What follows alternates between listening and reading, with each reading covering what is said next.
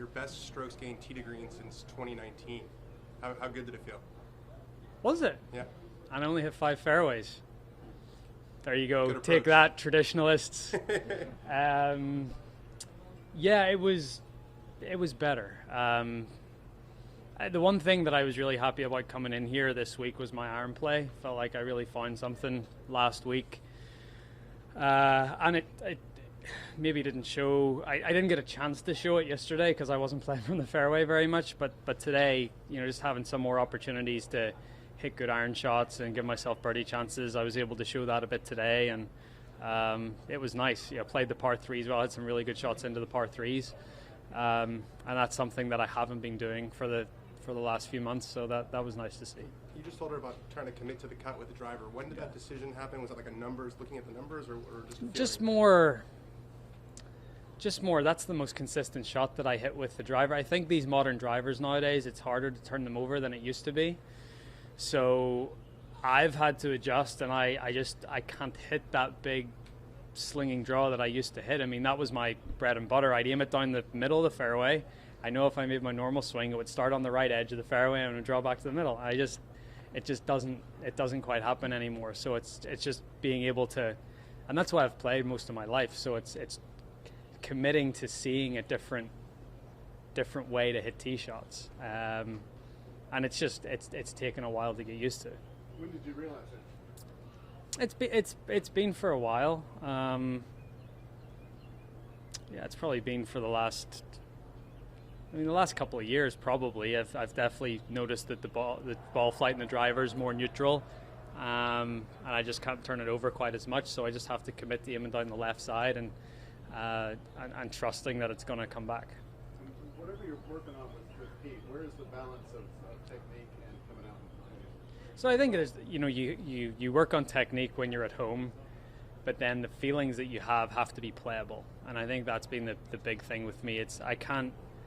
There's been too many times over the past couple of years where I've went to tournaments and worked on stuff on the week off, and I can't get it out of my head. I can't play. So to have some more playable feelings and not have the swing broken down into 5 or 6 parts has been very important. And that's sort of what I've tried to develop is still some swing thoughts, but that are very simple and very playable, I guess. Throughout this process, have you had to convince yourself that maybe you're closer than maybe you are?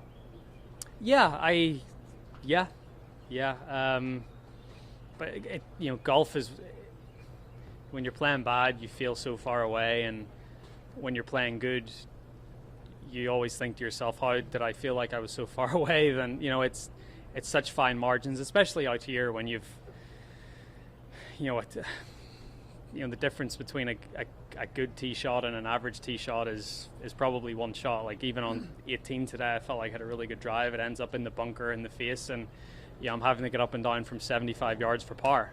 That ball holds its line a touch more, and you're hitting an 8-iron in, and you've maybe got a chance for birdie. So it does make a difference. But when you play the way I played, sort of through that stretch in March and into April, you're going to get a little bit. You're going to feel like you're not as close as you probably are, and but I worked hard after Augusta. I took a week off and reset, which I needed, but then I put my head down and worked hard, and at least felt better about everything coming in here. Given your sort of seeming comfort level here, is it easier when you get it going a little bit to sort of just let it happen and not feel like you're trying to force it? Yeah, and especially I feel like I've birdied a lot of the hard holes this week, which is nice confidence, but knowing that even if you don't birdie a par 5 or you don't take advantage of the easier holes, that you're hitting it good enough that you can still make birdies on the tougher holes, I guess. So that probably makes it a touch easier that I am here and I'm somewhere that I am very comfortable, and like it is nice. You get it going, and you're 3 or 4 under, and you get the crowd going with you, and then that helps. And so I'm, and especially, just having crowds back in general is great, but especially here in Charlotte where I've had some great success, and I feed off that as well. It's been nice. Can you just talk through 14, Rory? That seemed a bit wacky. Yeah, it was again me trying to hit draw with driver.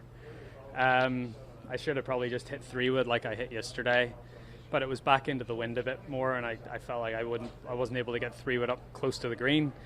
So I tried to hit draw, didn't commit to it, came out of it. Actually, in the air, I thought it was probably going to go out of bounds. Stopped short, and then I just had those 2 shot link things in my way. So I just got a drop from them. And I got pretty lucky. I mean, I was trying to land it in that little swale, and if it trundled up onto the green to 20 feet, that would have been a really good shot. And it just pitched on the corner of the green, and so it was a bit of a bonus. And then that was probably the catalyst for birdieing the next hole and then going on a nice little run. Roy, when you talk to the players about Bryce, what you mentioned that he was in your head a little bit about trying to do something. Well, not he wasn't in my head. It was more the style of the game that he was playing, right? It wasn't, I mean, I'm not waking up thinking about Bryson DeChambeau every morning. I know, no, yeah, but it was more, I think, but you saw it with everyone at the start of the year. Like, everyone was experimenting with longer shafts, lighter shafts, less loft. It was just sort of a bit of a phase that I think everyone went through post US Open. Are you mad that you did that, or are you just No, I'm understand that that's what you're going to do? I'm not mad that I did it. I'm maybe, I've probably found a little bit of speed that sort of stayed in there from what I did. But again, like you think about adding 15 yards to your drives, it's, you know, if they go offline, it's just 15 more yards into the crap. So it's like, it's not great, but it's just being able to rein it in every now and again and controlling it. But I think I was mad because with how hard I was hitting it, it was just what it did to my swing. Then that fed into the irons, into the wedges, into everything else. So I was just trying to get back out of that. Rory, what's been your favorite Saturday activity in the last 2 months? Wow. Thanks, Doug. Does it seem weird to you? Not really. We went, we went to the Bahamas for 4 days after Augusta, and I was saying to Stuart Sink out there, I actually really enjoyed watching him play Hilton Head. We'd go to the beach in the morning and come back up at like 3 or 4 p.m. and I'd watch the back nine of the golf, and thought it was really cool just seeing him and Reagan, you know, win there. Trying to think if there's anything else. I've just been grinding. What have you done? Like I think it was 4 tournaments since match play. Match play, Augusta, Players.